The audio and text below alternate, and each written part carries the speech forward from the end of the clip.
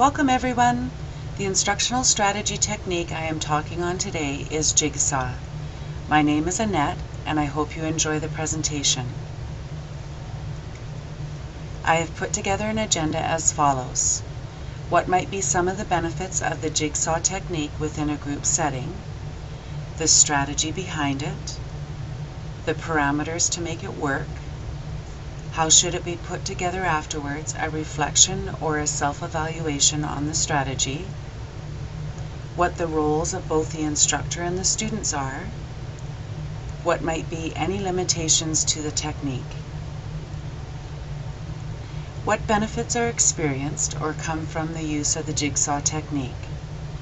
Jigsawing really promotes collaborative group work and develops or adds to speaking and learning skills. It tends to harbor inclusion, so even if there are shy or introverted personalities in the group, they hopefully will contribute to the activity. It tends to motivate students to learn their subject matter to a greater degree because they are going to have to teach it to their peers.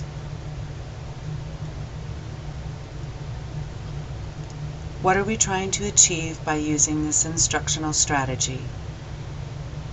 Taking one large group and forming smaller groups to cultivate knowledge about a given subject or topic. By doing this, it is allowing the students to invent methods to teach it to each other, and the idea that they are going to be the instructors sparks interest and in some or most cases nervousness. What are the parameters to make this tool work? Generally, it works best if there are at least 4 to 6 students per group. The instructor will need to give all the students a number, 1 through 4 or 6, depending on the amount of students. From there, the instructor will need to form home groups, A, B, C, and D, E and F if necessary. One person from each number will form these home groups. From the home groups, the students will gather into their expert groups, 1s all together, 2s all together, 3s all together, 4s all together, etc. The instructor will assign each group a suitable, concise topic.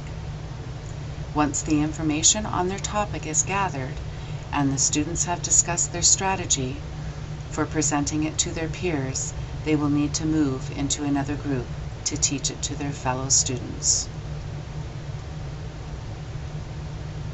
How do you pull it all together? Following their presentations or teachings to each other, there should be some form of a self-evaluation done by each individual student explaining what they have gained from this experience as both an instructor and as a student. Do they feel they have received enough information from their fellow students or the experts to sufficiently pass a quiz on this topic?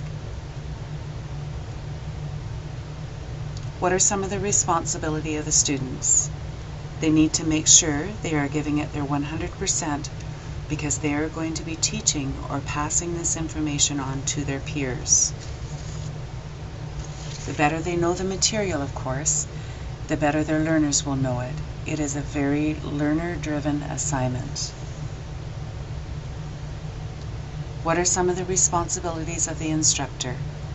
The instructor needs to make sure that the subjects that are given out to the students are concise and dividable, meaning that if they should be under the same umbrella, not something on world politics and professional sports.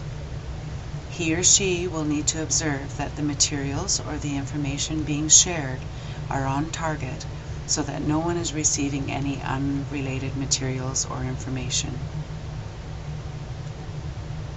Are there limitations to this strategy? Yes, the topics or subjects given out to the students do need to be concise and dividable, as I mentioned earlier, and the students may need extra time to prepare their material to present to their fellow students. This strategy is considered peer teaching So if there's someone within a group that is extremely shy, or over-dominating, or absent for that matter, there may be some problems that arise. I hope that you have enjoyed my presentation on the Jigsaw technique. Thank you so much for viewing it.